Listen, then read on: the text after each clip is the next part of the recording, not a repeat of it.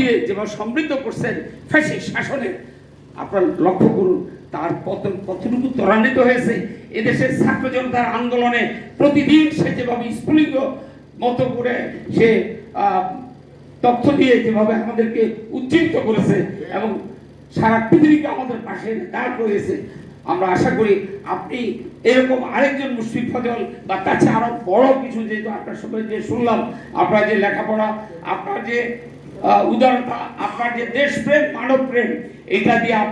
আমরা আশা করি অবশ্যই জাতিসংঘের মতো জায়গায় গিয়ে সারা পৃথিবীতে বাংলাদেশকে উজ্জ্বল করবেন। বাংলাদেশের মানুষের ভবিষ্যৎকে রচনা করার জন্য আপনি একটা ভূমিকা রাখবেন, এই প্রত্যাশা করে আপনার আগামী দিনের পথ সুগম হোক, মসৃণ হোক,